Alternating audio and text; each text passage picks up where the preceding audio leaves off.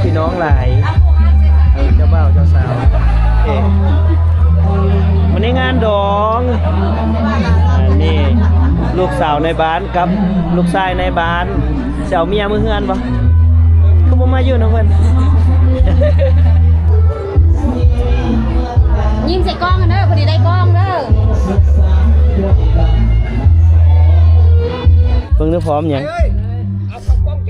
พร้อมใส่พร้อมด้วยครอบครัวเอ้าแต่งงานแล้วโอ้เบิ่งน้องแน่ไอ้เบิ่งแน่พร้อมหยังพร้อมด้วยครอบครัวอีกละอันนี้ก็ได้โอ้ยโดย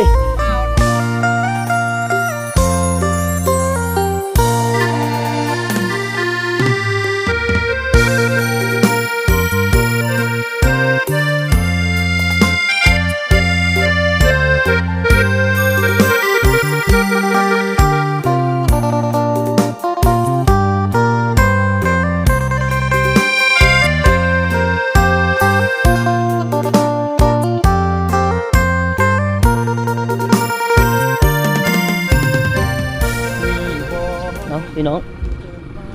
เดี๋ยวเขาไปงานดองเมื่อละว่านี่ฮะเมื่อละบ่ดองฮะยังบ่มาเนาะเอาไปงานดองสองหมู่บ้านพี่น้องระหว่างบ้านนาแจงกับบ้านคำกุณาตอนนี้ก็ถือว่าสองบ้านนี่ก็เป็นดองกันหลายคู่เลยล่ะบางเทื่อกับผู้บ่าวอยู่บ้านนาแจงไปเอาเมียอยู่บ้านคำกุณาผู้บ่าวบางคำกุณากับมาเอาเมียอยู่หน้าแจงสลับซับเปลี่ยนกันไปประสิหลายคู่แล้วนะเพราะว่าอยู่จุดนี้เส้นทางเข้ามามันกะ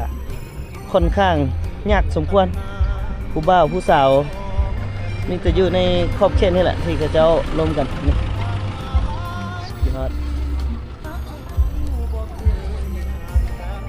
ผู้บ่าวบ่ได้ไปปะฮะไปดองใส่แฟนเด้ได้พาแฟนไปนำบ่ฮะเมียบ่เอาคือไป3คนใส่ซองเดียวไป3คนเนาะอย่าไปได้จังหน่อยของกินบ่ได้ไปอยู่บ้านนี่บ่หรือว่าบ้านคำกุณาเอาอยู่หน้าแจงนี่เลยเนาะเอาเจอกันอยู่ในงานเด้อสาวหน้าแจงกำลังไปดอง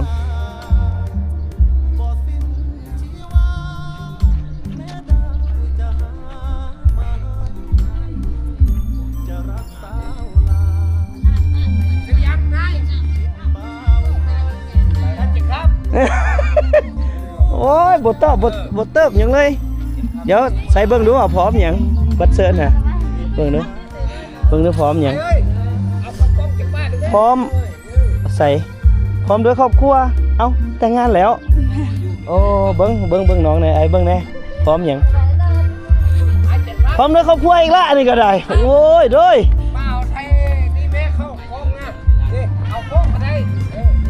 ไปส่งคิดว่าผู้สาวไปส่งบัตรไปเบิ้งแล้วไปเบิ้งบัตรเซิร์นพร้อมด้วยครอบครัวบ่แล้วไปเจอกันเด้อโดยเอาเบิ้งคนมาเริ่มหลายเลยได้พี่น้องเอ้ยพี่ถือว่าบ้าน2บ้านเนาะที่เขาเจ้าเป็นดองกันเพราะว่าจะเป็นบ้านคำกุณาหน้าแจงไอ้สิเนาะโอ้ยก็เดี๋ยวผู้สาวสุดท้ายแล้วพร้อมด้วยครอบครัวจนเบิดโอ้ยแล้วบ่มีคนโสดเลยสาวหน้าแจงอยู่ใส่เนาะบ้านนี้เนาะมาพร้อมด้วยครอบครัวอีกบ่นี่ก็ได้คู่ฮักบ่ครอบครัวอีกแล้วโอ้แล้วบ้านนี้บ่มีผู้สาวหน้าแจงมาเลยเฮ็ดให้สิได้เห็นผู้สาวหน้าแจงพี่น้องเฮ็ดให้สิได้เห็นสาวคำกุณาสาวหน้าแจงนี่พร้อมด้วยคู่ฮักบ่ฮะใส่เบิ่งกันบัดเซิร์นเนาะคู่ฮักโสดนี่เห็นคนโสดแล้วเบิ่งโสดบ่โอ้ยแล้วเบิ่งดูบ่ได้โสดแน่โสดผ่านนะบ่ผ่านแล้วเนาะโสดเนาะโอ้โสดเลยเอาผู้สาวเบิ่งเด้อนี่บ้าวบ้านหน้าแจงนี่บ่โคตรสีโอ้เอาห่วมม่วนซื่นเด้อม่วนซื่นนำกันเด้อแล้วก็ฝาก2ไอ้นำเด้อ สองไอเตียงคำหน้ากายเด้อเอาจัดไปพี่น้องเดี๋ยวกำลังเข้างานตอนนี้ช่วงอยู่ในงานเนาะอยู่ในงานเนี่ยเจ้าภาพนี่ก็ฮับแขกสาวฮับแขกนี่คือเจ้าภาพเนาะทางฝ่ายหญิงฝ่ายชายนี่เนาะ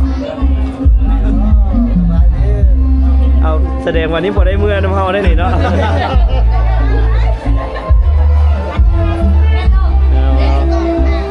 ของแท้ของ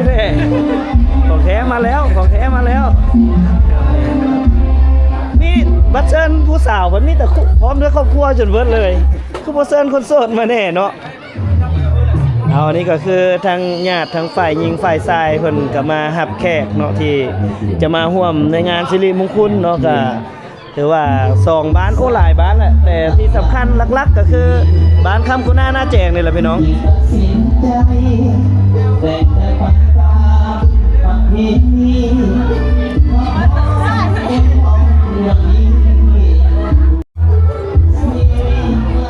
ยิ้มใส่กล้องกันเด้อพอดีได้กล้องเด้อ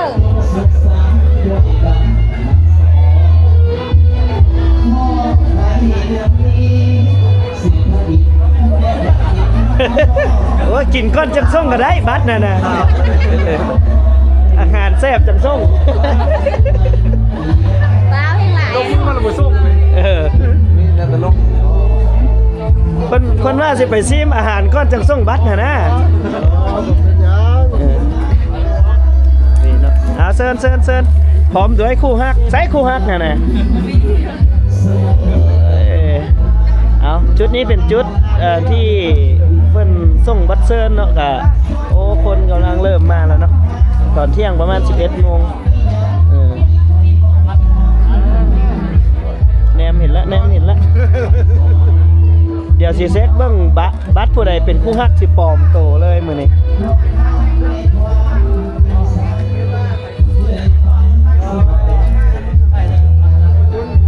จุดนี้จุดฮับแขกเนาะพี่น้องเนาะคนกำลังล่างไหลเข้ามา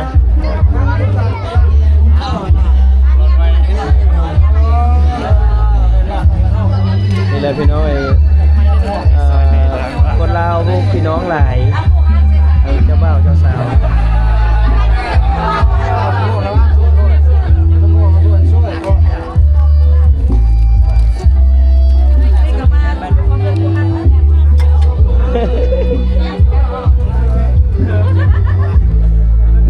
โอ้มีแต่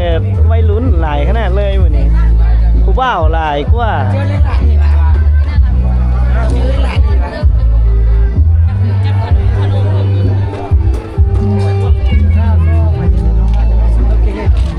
ตอนที่ส่งบัตรเนาะเพิ่นก็จะมีการยินเบียร์รับแขก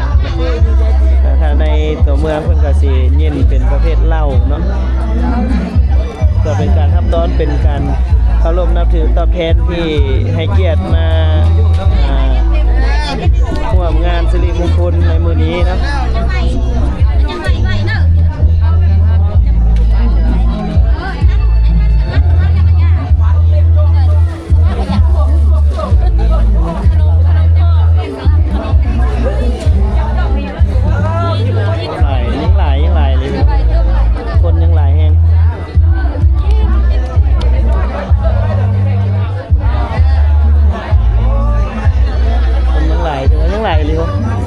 ยังไหลมา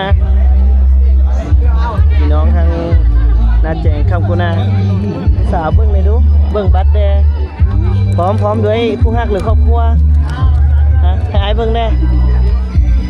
พอจะได้หูว่าโสดหรือบ่โสดนะ ได้จัดเด้อ โดย ได้จัดเด้อ โอ้ยถามผู้สาว เบ้าจะค้ำหน้ากายเด้อ โอ้ยโดยเอาพี่น้องนุ่งผู้เสผู้สาวพร้อมผู้ฮักวะล่ะโสดกับเด็กนี้แล้วเด้สานุ่มโสดเฮากะเนาะเอานี่คือบรรยากาศการต้อนรับแขกส่งบัตรเซิร์นเนาะก็ถือว่าเป็นงานใหญ่สมควรเลยอยู่จุดนี้เนาะนู่นเบียร์แม่ตัวแข ขกเขาหลายสมควรเลยเนาะแขกเขา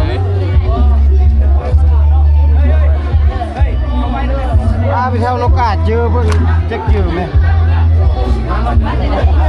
ไปเท่าโลกเท่าโลก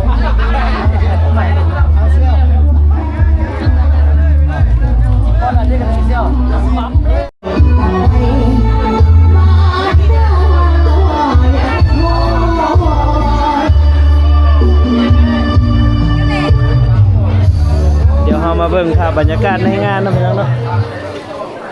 แขกคนก็ถือว่าเริ่มเข้ามาเต็มเลย อ๋อแต่ให้ทั้งเพื่อนเจ้าบ่าวเพื่อนสาวผมว่าด้วยคณะขอเชิญเด้ออันนี้ครับนะแต่ทั้งนางสาวเลยมาขวัญใจกันเพิ่นมาแล้วนี่ก็ บรรยากาศพี่น้องตอนนี้ในช่วงที่แขกเลือกเชิญเข้ามารับประทานอาหารเนาะ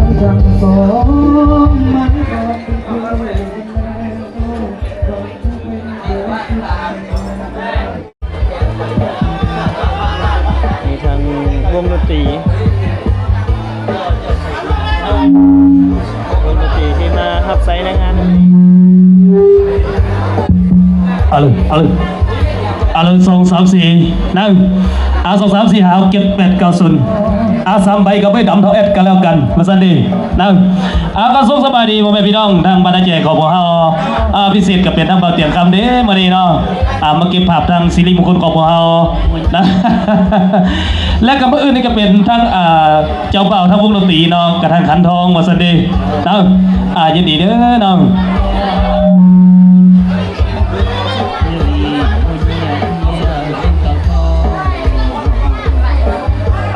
นั่งผู้ใดมาก่อนก็มีกำไรว่าสั้นทั้งมื้อนี้ทั้งเจ้าภาพเปิดทับตอนบ่เป็นพายเด้อนั่ง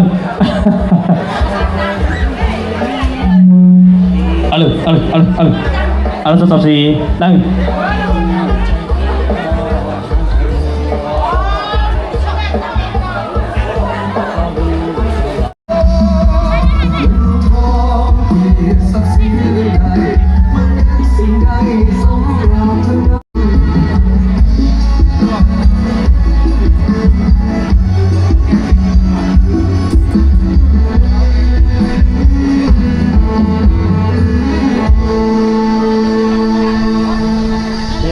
บรรยากาศแขกที่มาร่วมงานเนาะพี่น้องเต็มเลยเต็นท์นี่ก็หลายเต็นท์ขนาดแต่ว่าคนก็ยังแน่นเนาะยังไหลมาอยู่ทางพุ้นอยู่เพราะว่าเต็นท์เจ้าภาพสิมีพ่อบ่เนาะเป็นงานร่วมเป็นงานของ2หมู่บ้านเลยเนาะบ้านหน้าแจงกับคำกุนาเป็นดองกันมื้อนี้อันนี้ทางไหนดิมาส่งวัดคนบ้านเฮานี่บ่หรือว่าคำกุนาเนาะทางบ้านเจ้าเบ้าตอนนี้ทางบ้านเจ้าเบ้าพี่น้องแขกทางเจ้าเบ้า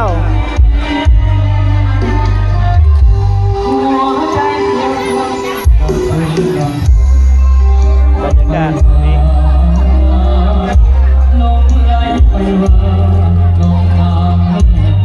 นี่ก็แขกทางคำกุนาบ่ทำกูหน้าบ่หน้าแจกนี่บ่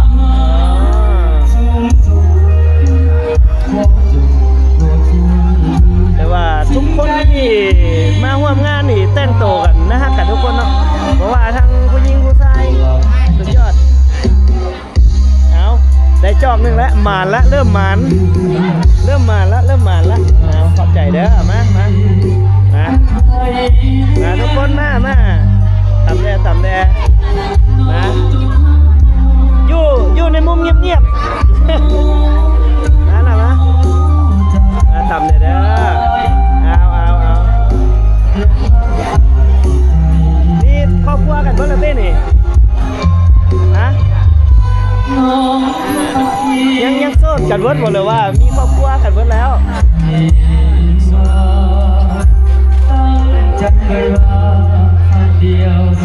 ติดตามอยู่เนาะได้เบิ่งอยู่เนาะเบิ่งอายอยู่เนาะ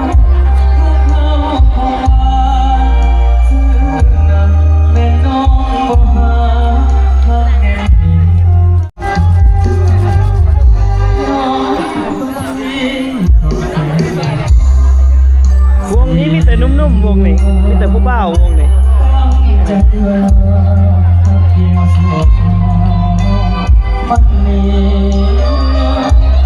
บผู้บ่าวคือกัน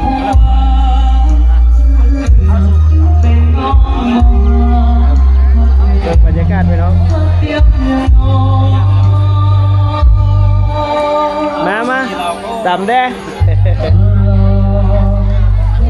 เอาเด้อทำไมเด้อเจ้าเอาหันแห้งแข็งแห้ง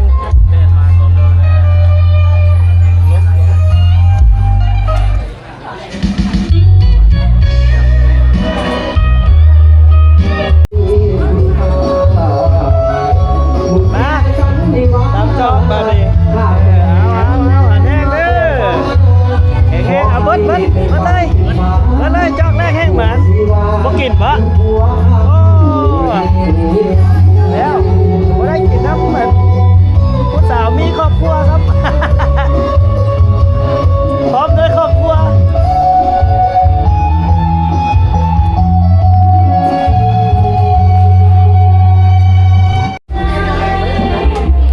โอ้โต๊ะนี้มีแต่ผู้สาวโต๊ะนี้ผู้สาวที่หนีผัวมา มาขอกินเบียร์เนี่ยจอกนึง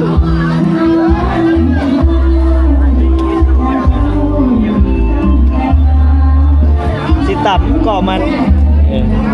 อย่าฟ้ากินได้จังหน่อยมันสิข้ามใหญ่มาหักแพงเอาบดก้อนอันนั้นนะเอาเติมอีกมันหน่อยวุ้นเย็นเสื้อ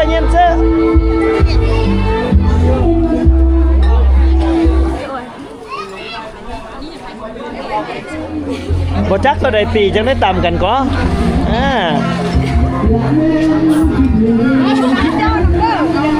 โดยมาแล้วมาถ่ายเด้อบ้านงานดองอีกจังงามมาเอาหันแห้งเด้อขอให้ลูกเต็มบ้านหลานเต็มเมืองสิได้จอกฮะเบิดได้เบิดเลยเอาไข่สิเบิดก้อนดิมะเอาไข่เบิดก้อนจำไม่ได้ผู้ใดเบิดก้อนเจ้าภาพเบิดก้อนเอาเบิดก้อนนะวันนี้โต๊ะนี้มีแต่สาวกันเลยมาแต่ว่าผู้สาวหนีผัวเมื่อไหร่ผัวมาเที่ยว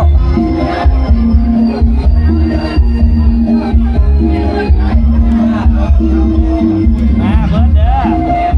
เบิร์ดไหนช่วยหาเงินเนี่ยกันนะ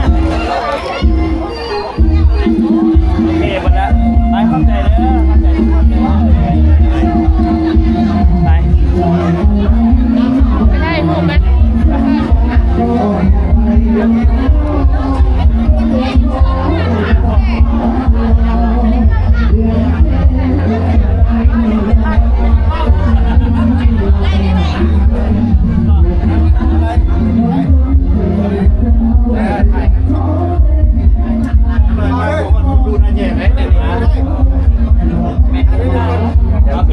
ถ่ายเอาเพื่อนกันเลยดิ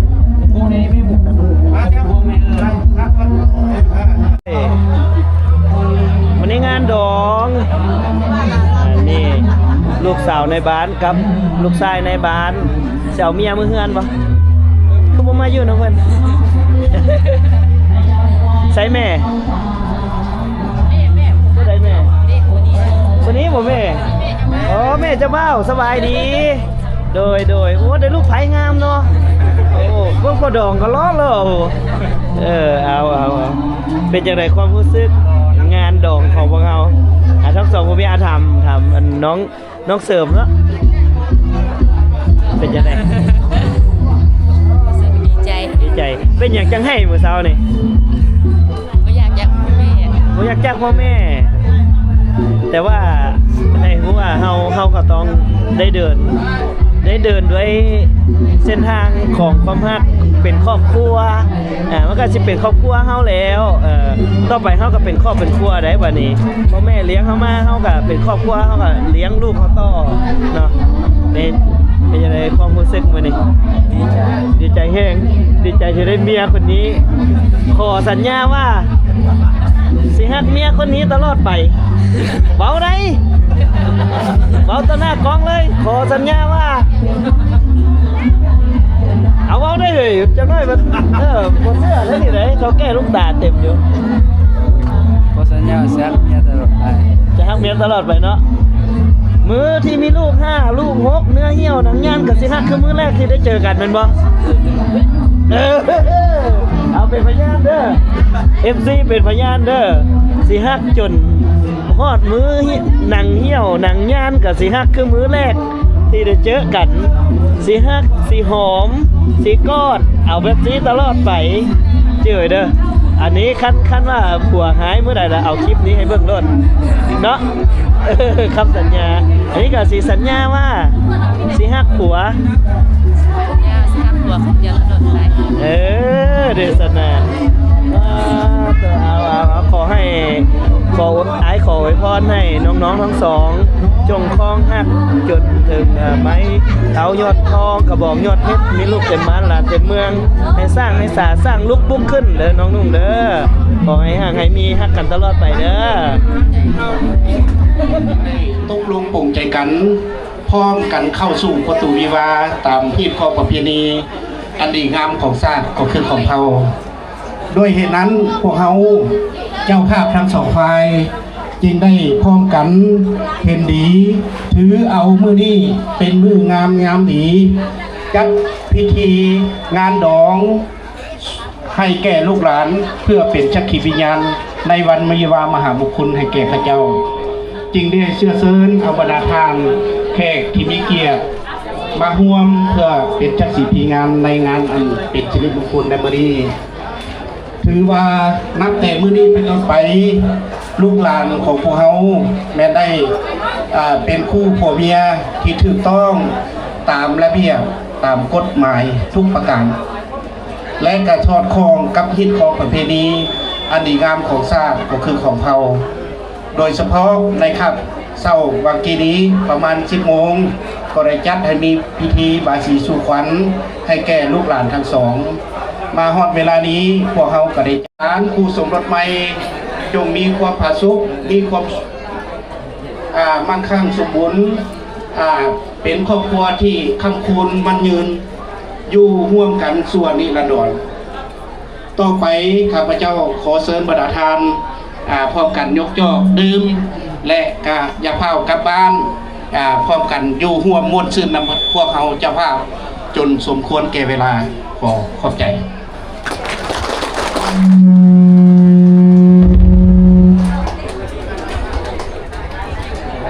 ขอหัวใจเด้อเนาะขอให้เชิญทางเจ้าภาพส่งกำส่งไปเนาะ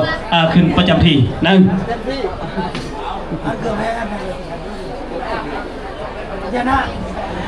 เอาประชาสัมพันธ์ในทั้งเจ้าบ่าวเจ้าสาวเด้อเนาะอย่าเฝ้ากับประจำที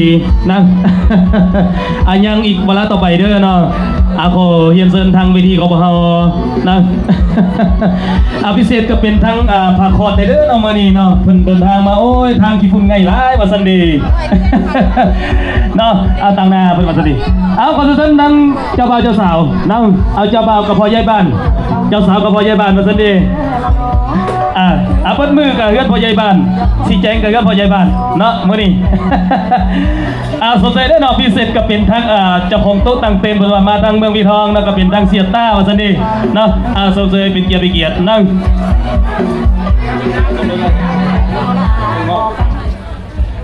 เลยนั่งสุขสบายดีอีกเทื่อนึงว่าซั่นนั่ง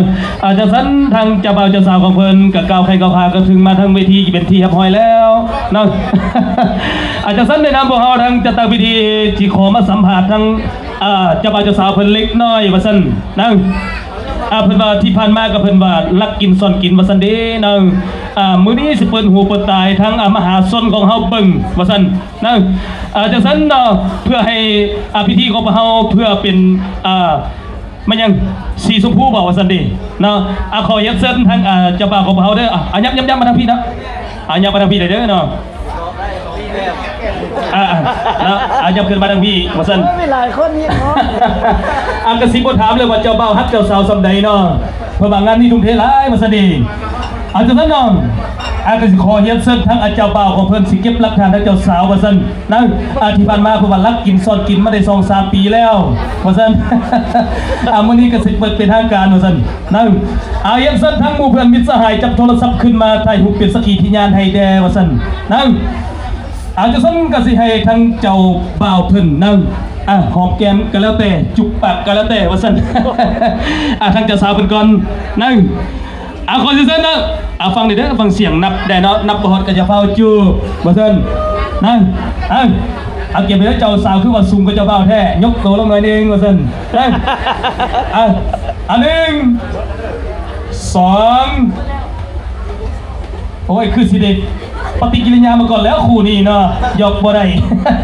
เอาไหม1 2 3เอาลงเลย วายคือบ่ดังแห้งแท้ซั่นนั่นเจ้าสาวประกาศสิบ่น้อยหน้าเลยว่าซั่นนะเจ้าหอมคอยก็หอมเจ้าได้คนสิบ่หอมแล้วก็สิจูบลงแหละหน้าผากจำปากคนแล้วซั่นนี่นั่นเอา1 2 3เอาแท้เลยบ่นี่ เอาแท้ว่าซั่นนี่นะไปเทียมพอแล้วว่าซั่นเนาะอาจจะสันนอดพวกเฮากันสิขอมอบลำวงไปทางเจ้าบ่าวเจ้าสาวของพวกเฮาเนาะก่อนสิมอบไปทางเจ้าภาพลูกตาทั้ง2กับ2ฝ่ายของเพิ่นเนาะสิมอบให้ทั้งคู่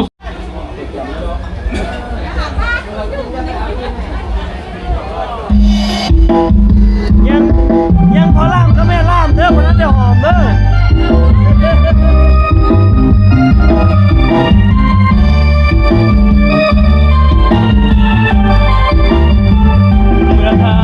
ทั้งส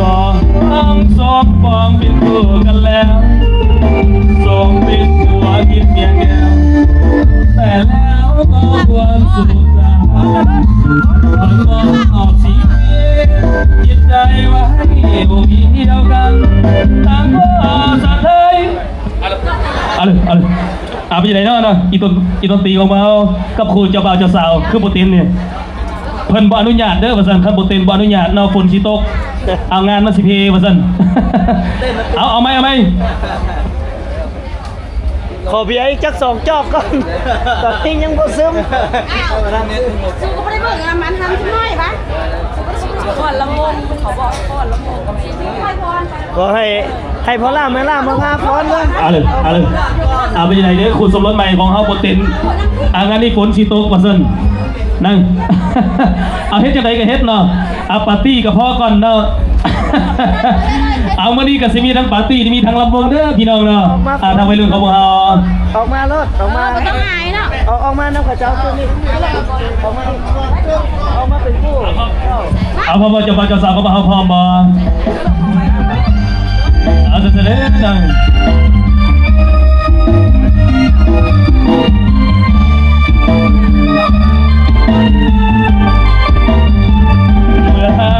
ทั้งสองปองเป็นคู่กันแล้วคงเป็นผัวกินเมียแต่แล้วก็ความสุขสันต์หวังมอบสีเมียติดใจไว้อกเดียวกันต่างก็สัตย์ให้มันไม่ฝันถึงวันเมียพ่อแม่อยากเห็นตามเกียรติต่อเติมซ้ำสวยเป็นภาระทุกอย่างให้สมดังปรารถนาแต่คู่สมรสสมดังอุลาพ่อแม่เพื่อนพวงทั่วหน้าต่างก็มาได้ด้วยพรใสโยม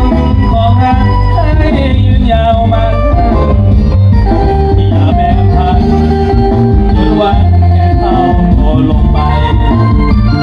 ทรัพย์สินเงินทองขอจงยังมองละไมแม้เกิดได้ลูกยิงตายให้เลิกด้วยปฏิภาณปฏิดับสองสมปองเป็นคู่กันแล้วได้เป็นคู่อดีเมียแก่แต่แล้วก็ควรสุขสันต์แม้ยามพังหาคิดไปอภัยให้กันสอนใจขอจงยืดมั่น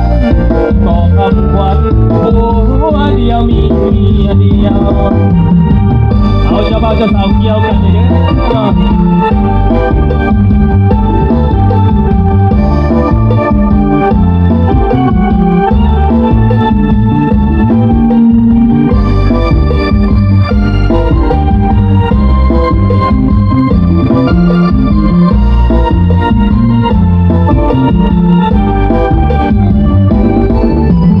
โยโตแม่นน่ะเลอนี่อาหารน่ะเลอสิเมนูหยังเฝอนี่เสิร์ฟให้แต่ผู้บ่าวบ่หรือว่าผัวเขาก็เสิร์ฟให้ เสื้อผ้าดิเบิด คิดว่าเสิร์ฟให้แต่ผู้บ่าวผัวเขาก็เสิร์ฟอยู่บ่วะเออโอ้สาวโสดหน้าแจงบ่เพิ่นอยู่หน้าแจงบ่จะอยู่หน้าแจงนี่บ่ บ่อยู่วังเบียง อยู่วังเวียงสาววังเวียงโอ้ยอย่าไปลิ้นเด้วังเวียง จ้างทั้งนี้ได้ ครับเด้อบัดนี้เด้อ โอเคเอาผู้สาวงามพึ่งเด้อแม่ โอ้โหเด้นี่ถ่ายให้เบิ่งอยู่นี่เบิ่งหน่อยเด้อกดไลค์กดแชร์เพิ่นหน่อยเด้อสาววังเวียงกดไลค์กดแชร์ให้หน่อยเด้อ โอเค สาววังเวียงอันนี้ ทางฝ่ายชายของเราเราสามารถดูเอ็นซี เอาถือว่างานดองยังบ่ทันได้จบแต่ว่าบ่าวตะคำอาจจะได้ออกเมืองก่อนเนาะเนื่องจากว่าเฮาเดินทางประมาณ 3-400 กิโลเมตรเฮาก็ต้องได้จำเป็นต้องได้ออกก่อนเดี๋ยวขอปิดท้ายรายการด้วยงานดองนี่เลยเนาะขอบมุกขอบใจไอ้น้องป้องปายทุกๆคนที่ต้อนรับครับสู้เป็นอย่างดีเนาะสำหรับ EP นี้บ่าวตะคำขอกล่าวว่าสบายดีเนาะไปก่อนเด้อบ๊ายบายไปก่อนพี่น้องดองบ้านนาแจ้ง